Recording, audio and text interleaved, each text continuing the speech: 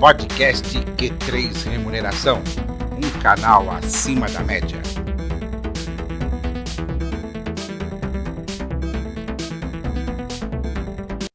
Olá, você profissional de gestão de pessoas e especialmente de remuneração. Depois de uma temporada de cobertura dos principais eventos de RH, o podcast Q3 Remuneração, um canal acima da média, está de volta com as tradicionais entrevistas. Lembrando que o podcast Q3 Remuneração é um oferecimento da RH Plus, referência em remuneração. A consultoria que não fecha negócios, abre relacionamentos. Eu sou Vanderlei Abreu, jornalista especializado em recursos humanos, e hoje não teremos a participação do Matheus Oliveira, idealizador do Q3 Remuneração e sócio-diretor da RH Plus. Muitos executivos, depois de uma carreira consolidada, partem para o desafio de empreender. Esse é um risco calculado? Quais são os principais desafios? Para falar sobre os desafios de empreender para o profissional de RH, o podcast Q3 Remuneração, um canal acima da média, convidou o Alexandre Espinosa, cofundador da 3 Cliques RH, hub de serviços voltados para a gestão de pessoas. Graduado em Ciências Econômicas pela FAAP, Fundação Armando Álvares Penteado, pós-graduado em Ciências Atuariais pela PUC de São Paulo, MBA Executivo e no Programa de Desenvolvimento de Conselheiros da Fundação Dom Cabral. Seja muito bem-vindo ao podcast Q3 Remuneração, Alexandre. Ô, Vanderlei, prazer é meu. Eu que agradeço o seu convite. Depois a gente se encontrou depois de alguns anos, para não falar uma década. Então, obrigado pelo convite. Bom, eu quero começar o nosso bate-papo de hoje, Alexandre, né, pedindo para que você conte um pouco sobre a sua trajetória profissional. Como que você começou na área de gestão de pessoas, onde você trabalhou, quem que foi o seu grande incentivador? Ah, vou falar um pouquinho sobre minha carreira. Eu brinco, agora por causa da 3 Cliques, eu uso muito o 3 como referência, Vanderlei. Minha carreira é composta de 3 grandes blocos. Primeiro grande bloco, eu fui consultor. Comecei como consultor de benefícios, depois de remuneração, mas trabalhando em empresas multinacionais na área de prestação de serviço em RH. Então, as maiores que eu trabalhei foram a Aon e a Mercer. Aí depois eu gostei muito de trabalhar como consultor, mas eu queria um RH para chamar de meu. Aí eu migrei, virei diretor de RH, aí fiquei uns anos na Pepsi, com uns anos na Natura e 6 anos no Carrefour, sempre em posições de direção de RH, focado em áreas especialistas de RH e no Carrefour como head de RH para o varejo. Então, esse é o resumo dos dois primeiros blocos.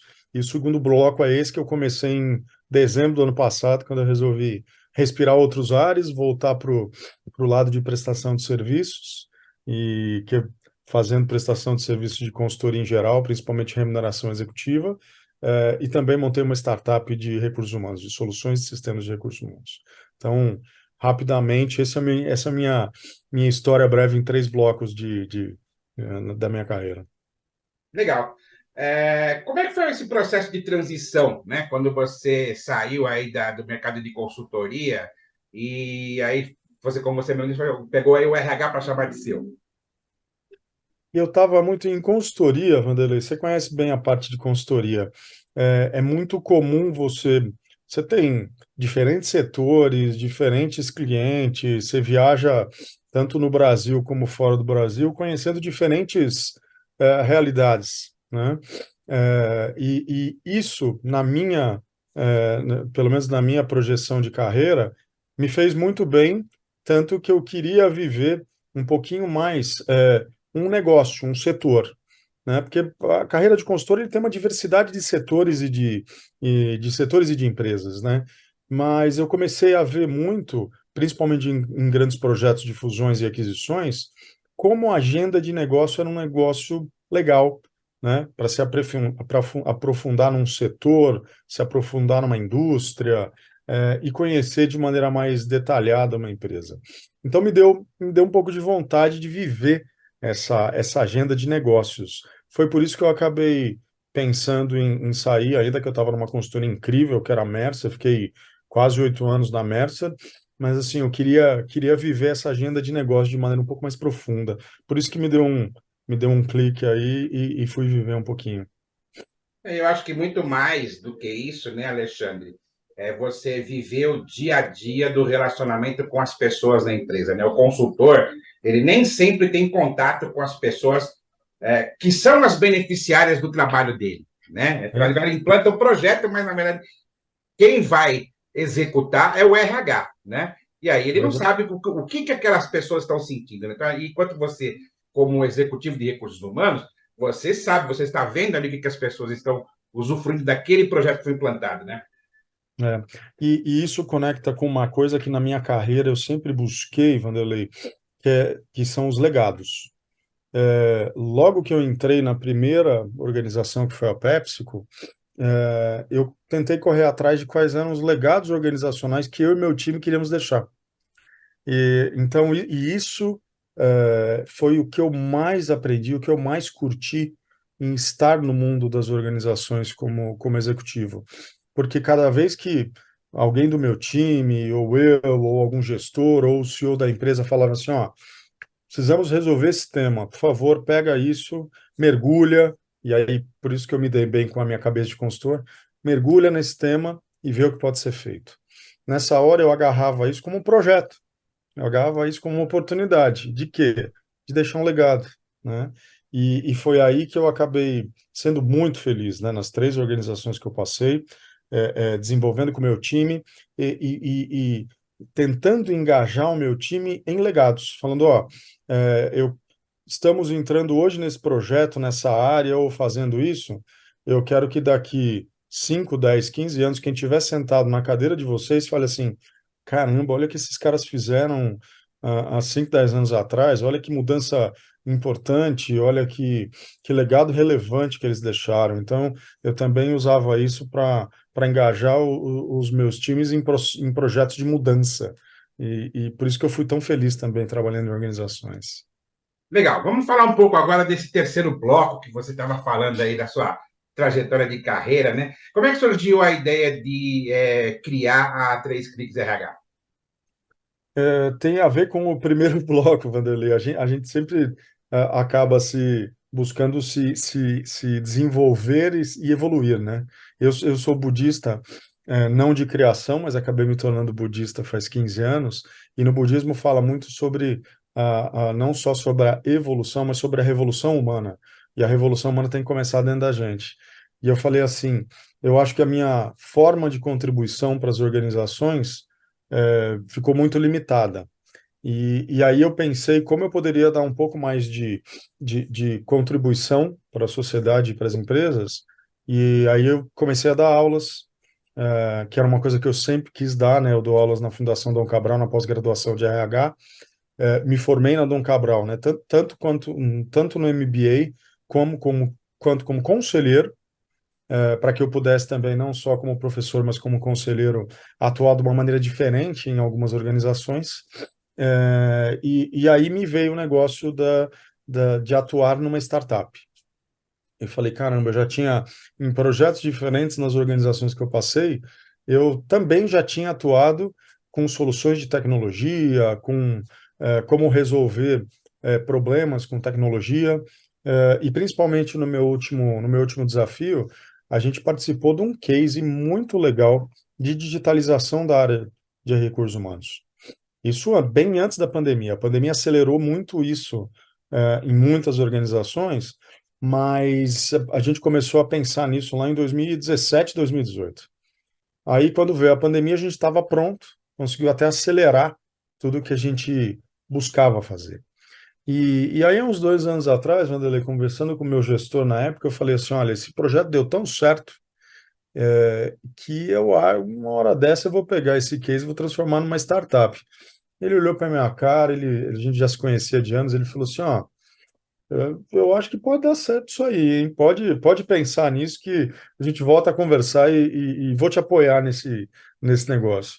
E assim, não só eu saí, montei a 3 Cliques como uma startup, como ele está apoiando realmente. Então, assim, foi aí que surgiu. E eu sempre tive, Vanderlei, a vontade, a necessidade de ter um empreendimento paralelo. Tive vários empreendimentos ao longo da carreira, mas eu sempre quis ter um. E é como eu costumo falar, não só para clientes, como para amigos, que esse é o projeto da minha vida, né? para que a gente possa ajudar as empresas a se digitalizarem, a serem mais eficientes, serem mais produtivas. Então, a gente montou um conceito por trás da 3 Cliques para ajudar os RHs a se digitalizarem. Então, foi um pouco daí que veio essa ideia.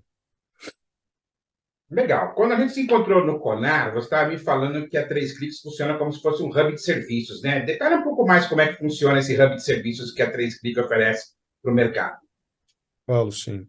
Quando a gente trabalhou nesse case, Vanderlei, de digitalização da área de RH, das empresas do grupo que eu trabalhava, a gente partiu para uma forma inovadora de buscar as soluções digitais que a gente queria.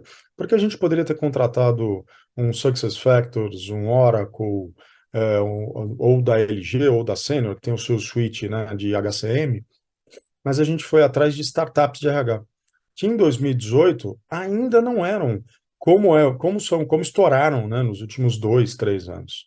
Mas a gente fez uma curadoria, hoje o meu sócio, o Hélio, que trabalha comigo, fez uma curadoria de mais de 100 startups, para que a gente pudesse ver quais eram as melhores startups em cada subsistema de RH. Então, quem era melhor de treinamento online? Quem era melhor de recrutamento e seleção? Quem era melhor de avaliação de desempenho, quem é a melhor de metas e remuneração variável, e assim por diante. Aí a gente fez sim, foi ousado, foi arriscado, e ao invés da gente contratar de uma grande empresa de tecnologia, a gente foi contratando através dessas startups. E foi dando certo porque os serviços com essas startups eram muito mais ágeis, né? Então a implementação era muito mais rápida e mais barata, os sistemas mais customizáveis, e conseguiram atender muito mais essa ideia de criar um ecossistema de startups unindo uma startup à outra. Então a gente pegou este modelo e criou como se fosse uma mandala, que hoje a gente tem soluções para absolutamente todo e qualquer processo ou sistema de RH. E a gente se baseia muito na jornada do colaborador, então a gente tem solução desde o momento da busca desse colaborador, ou seja, na parte de recrutamento e seleção, entrando por admissão digital, passando por avaliação de desempenho, metas, remuneração variável, treinamento, saúde ocupacional, gestão de saúde, programas de incentivo de longo prazo, gestão de folha, treinamento de qualquer natureza. Então, a gente foi criando esse ecossistema e com uma plataforma central, que é a 3Cliques RH, que funciona como um portal para os colaboradores, para os gestores dos colaboradores e para recursos humanos, para que todo o processo seja iniciado, né? Todo o processo transacional, desde uma admissão, uma demissão, uma promoção, uma transferência, um pedido ou aprovação de férias e assim por diante. Então, a gente tem essa plataforma central, que é a 3Cliques, que está conectada a todos os parceiros do ecossistema, hoje são mais de 14 parceiros, mas estão ligados num data lake, que a 3Cliques possui, para fazer todo o People Analytics de absolutamente toda a vida do colaborador. E a gente acaba resolvendo uma das dores, Vanderlei, que quem é RH, quem trabalha com diversos sistemas de RH conhece, que é a gente não tem uma base de dados central de recursos humanos. A gente hoje tem que ficar buscando em diversas planilhas ou diversos sistemas uma informação para fazer um indicador único de RH, né? E uma das maiores dificuldades que eu tive como executivo de RH é você ter esses indicadores usando toda a informação do colaborador de uma maneira mais holística, e também comparando com indicadores de negócio. Numa das organizações que eu trabalhei, quando a gente implementou essa base de dados online, Vanderlei, a gente conseguiu ter indicadores de gestão que juntavam indicadores de pessoas com indicadores de negócio, para a gente falar da efetividade dos gestores, não só sob o ponto de vista financeiro, qualitativo, ou de turnover, ou de absenteísmo, a gente conseguiu juntar tudo isso. Então, a 3Cliques vem para resolver essa dor de ter um banco de dados central, e de ter essas informações vindas de todo e qualquer sistema de RH. Então, a gente fala que a gente é one-stop shop para soluções digitais de recursos humanos. Legal. Você estava falando aí que vocês pegaram aí em torno de 100 startups para escolher aí os parceiros para o desenvolvimento da 3 Cliques RH, né? Não sei se Sim, você conhece o Distrito, né? O Distrito uma empresa de pesquisa, né, que faz pesquisas relacionadas principalmente a startups, né?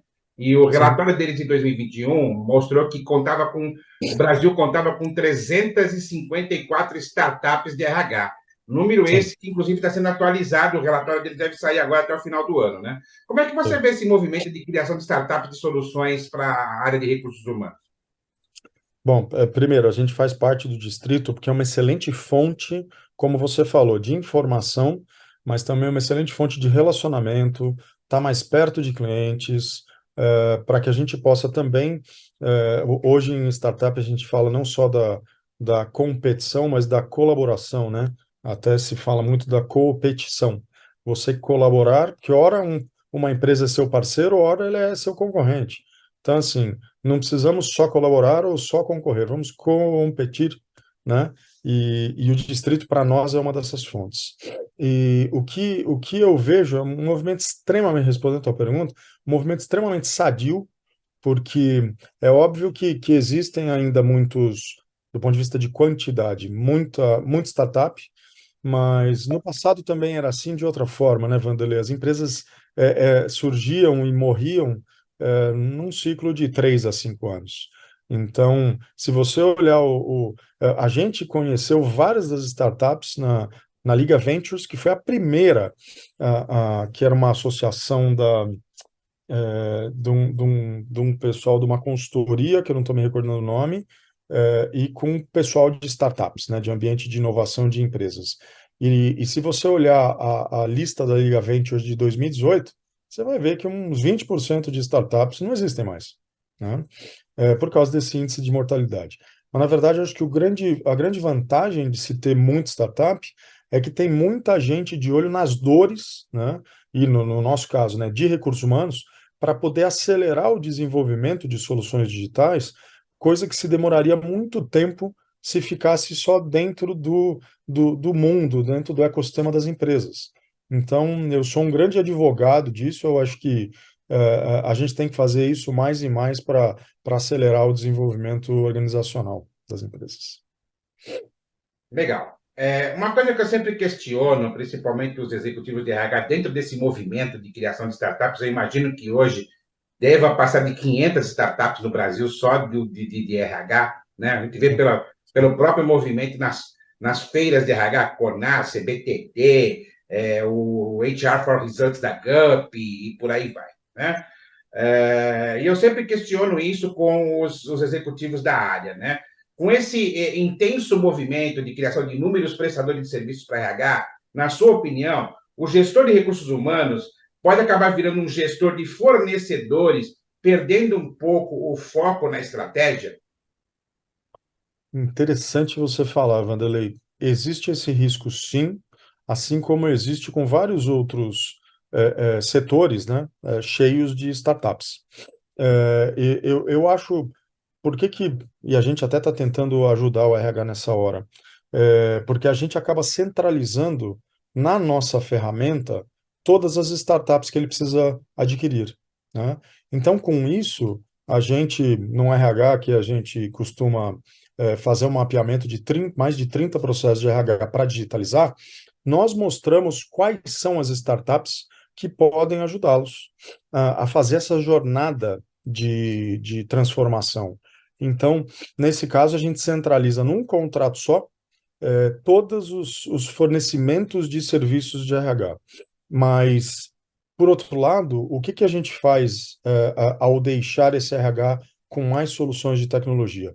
Para que ele gaste menos tempo e dinheiro com a parte operacional de recursos humanos, Wanderlei. Então, na verdade, a gente também tenta ajudar o RH a ser mais estratégico.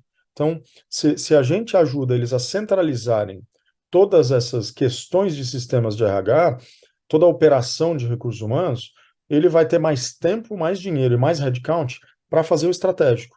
Então, porque você tem razão, se isso se transformar numa grande compra de sistemas, né, de soluções de sistemas para se digitalizar, o RH vai ficar só controlando fornecedores, né?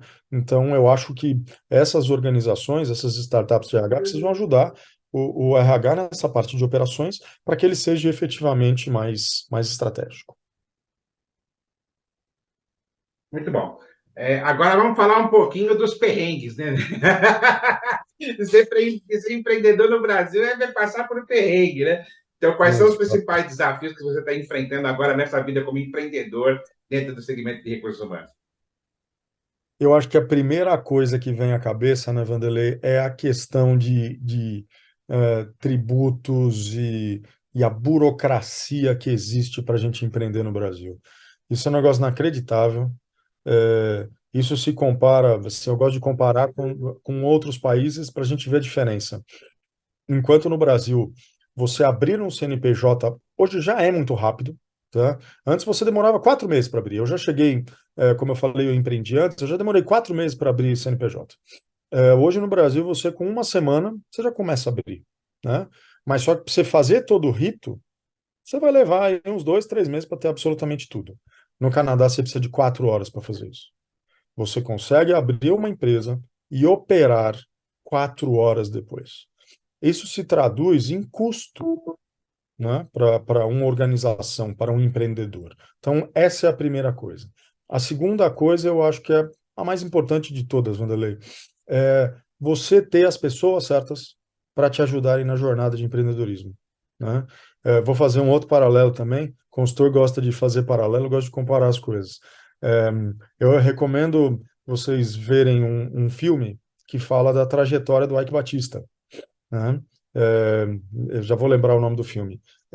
Este filme mostra, e toda a trajetória do Ike Batista, além de ter uma série de questões do ponto de vista ético que são questionáveis, né? Mas o projeto do Ike Batista não deu certo porque ele não tinha as pessoas certas nos lugares certos. Ele tinha dinheiro, ele tinha o PowerPoint lindo, maravilhoso, como ele sempre se gabou, né? Ah, eu vendo uma empresa com base no PowerPoint. E foi verdade. Ele conseguiu bilhões de reais em IPO com um prospecto da CVM e um belo PowerPoint. Mas só que ele não tinha as pessoas para executarem o projeto depois. Então, assim, não adianta nada você ter um excelente projeto, que é um papel, partir para execução, passar todos os perrengues que os empreendedores passam no Brasil, se você não tem o time correto para fazer esse projeto dar certo, né? E isso, né, a gente que é de recursos humanos tem mais ainda a obrigação de ter essas pessoas certas, né? Porque a gente sabe que grandes estratégias, grandes empresas falharam ao longo de anos por conta de não terem pessoas, sejam pessoas boas para executar desde as tarefas mais básicas até fazer estratégia para os próximos anos. Vamos dar um exemplo. Eu trabalhei no prédio da Kodak, né? A Kodak era uma empresa incrível, era uma empresa multibilionária, tinha pessoas incríveis, tinha uma parte de pesquisa e desenvolvimento incrível, foi líder por décadas, para não falar de um século, né, de liderança. Mas ela não tinha pessoas com uma coisa: visão estratégica de longo prazo. Foi só por isso que a Kodak quebrou, né? Qualquer case que vocês possam olhar de Kodak, pessoas não tiveram uma visão estratégica, porque inúmeras patentes de, de, de foto digital e de máquinas digitais passaram pela mão dos executivos principais da Kodak ao longo de 15 anos. E o que eles fizeram? Nada. Eles falaram que aquilo nunca ia dar certo, né? Então, só para fechar isso, que assim, essa parte tributária, burocracia, pessoas e visão estratégica de longo prazo. Eu acho que é por isso que a gente tem os perrengues e é por isso que eu tenho a minha contra-receita aqui do que eu não posso fazer como empreendedor. Legal. Mas você é um profissional que construiu carreira na área de remuneração e benefícios, né? A Sim. tecnologia e a evolução organizacional trouxe um novo dimensionamento para a área de RH e, consequentemente, para a área de remuneração, que sempre Sim. teve sua relevância. Todavia, comparativamente às décadas de 80 e 90, as atividades de remuneração são mais diversificadas atualmente e estão ficando cada vez mais estratégicas. Você acredita que, em breve, a área de remuneração pode se descolar da área de RH e vir a ser uma área independente, se reportando até ao CEO? Na minha opinião, não, Vanderlei, mas eu vou falar de uma variável. Primeiro, deixa eu responder por que não. Porque eu acho que quando a gente fala de reconhecimento e recompensa, né? Quando muita gente da minha família perguntava por que você faz em RH, eu falo assim, eu cuido da recompensa e da remuneração das pessoas, né? Como recompensar e reconhecer essas pessoas através de inúmeros instrumentos. Então, se a gente pensar em remuneração e reconhecimento, recompensa e reconhecimento, eu acho que isso tem que estar junto com recursos humanos. É inerente a coisas como desenvolvimento de pessoas, a ter as melhores pessoas nos melhores lugares, desenvolver não só os talentos, mas pegar dentro dos talentos e desenvolver os sucessores, que são a próxima linha de direção e de direção média da organização. Então, eu não acredito que isso vai sair. Porém, o que eu, como executivo, acabei vivendo, Vanderlei, é sempre, na maioria das vezes, assim, em duas organizações que eu trabalhei, em algumas como consultor, era a pessoa de remuneração que ia para o conselho de administração. É a pessoa de remuneração que assessorava. Você tem comitês de pessoas, comitê de cultura, comitê de remuneração em pessoas, você tem diferentes nomes para a mesma coisa, que é o comitê de recursos humanos dentro de um conselho de administração. Então, a relevância de remuneração apareceu nos últimos anos aí, né? E também, muito depois de 2008, que quando houve a quebra dos bancos nos Estados Unidos, onde a remuneração virou quase que algo indecente, né, dos bancos norte-americanos, e era indecente mesmo, vamos colocar aí, isso eu estou colocando a minha opinião à prova, porque os bônus eram construídos em resultados de curto prazo questionáveis, né? Mas aí você criou uma legião de executivos e executivas de banco multimilionários, e o resultado do banco, depois de 4, 5, 6 anos, dava uma leve queda, né? Porque eram resultados, e se viu, né? Se viu que eram resultados baseados em produtos que só atendiam o banco, não atendiam, né, a comunidade de clientes. Então, a partir de 2018, eu acho que a remuneração ganhou esse status de mais estratégico, porque não tem como a gente não colar, eu uso essa palavra colar mesmo, o engajamento das pessoas com a estratégia de curto, médio e longo prazo, e como fazer essas pessoas se desenvolverem e serem recompensadas por isso, né? Eu dou aula na pós-graduação de recursos humanos da Dom Cabral, eu falo, pessoal, é, gerenciar recursos humanos e remuneração, que é desenvolvimento de talentos e recompensa, a melhor forma de fazer isso é você grudar na estratégia e fazer essas coisas do ponto de vista de curto, médio e longo prazo estarem alinhadas, né? E a gente desenvolvendo as pessoas, trazendo o melhor delas à tona, agregando valor para essas pessoas e recompensando elas de maneira diferenciada, para aquelas que conseguem alavancar os resultados da empresa de maneira diferenciada. Então, resumindo, eu acho que eu não vejo descolar, mas eu vejo ter um papel extremamente estratégico e plugado diretamente, como, por exemplo, um assessor do comitê de pessoas do Conselho de Administração. Muito bem, nós vamos fazer um pequeno intervalo e daqui a pouco nós voltamos. Até já. Podcast Q3 Remuneração, um canal acima da média.